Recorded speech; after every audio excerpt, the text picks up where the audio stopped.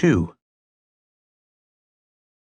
Detective Inspector Oscar Rheinhardt stepped down from his carriage and stared up at the commanding facade of the Corvinus Hotel.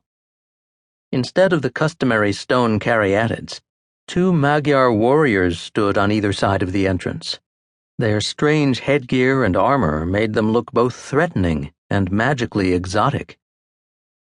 "They don't look very friendly, sir," said Reinhardt's assistant, Hausmann. "One must suppose that this was the sculptor's intention," the inspector mused. "An odd decision, when one considers that a hotel's principal function is to offer hospitality." On entering the lobby, they were greeted by the hotel manager, Herr Farkas. He was a slightly built individual whose head seemed disproportionately large compared with the rest of his body. This was, in part, attributable to his dense black beard and enormous mustache, the ends of which had been trained into involute curlicues. "This won't be good for business," said Farkas, as they ascended a broad, red-carpeted staircase. "We're already finding it difficult to maintain respectable profit margins. There hasn't been as much patronage since the Empress was assassinated. God rest her soul." He crossed himself. "She used to recommend us to visiting dignitaries." "Really?" said Reinhardt, showing polite interest. "I didn't know that." "Guests don't like to stay in rooms where people have died. I do hope I can count on your discretion, Inspector."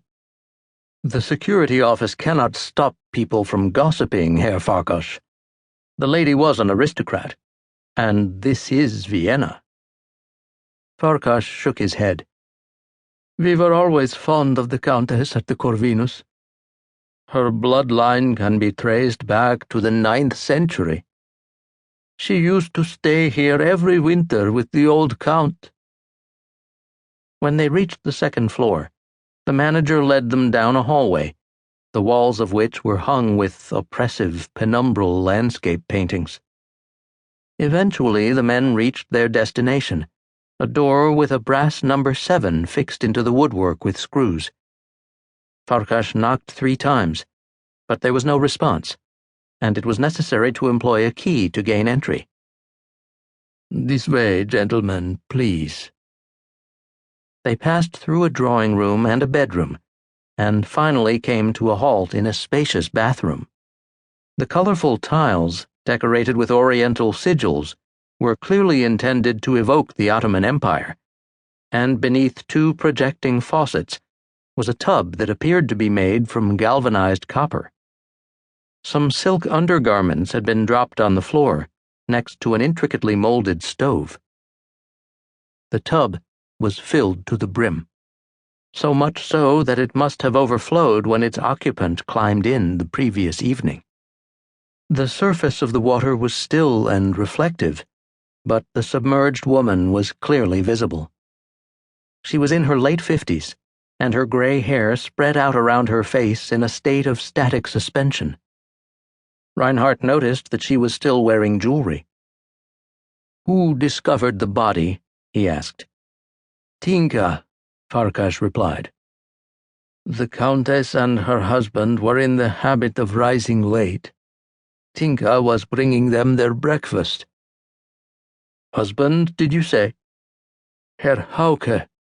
The Countess remarried after the death of Count Nadazdy." Reinhardt indicated that Farkas should continue. "Tinka found the door wide open.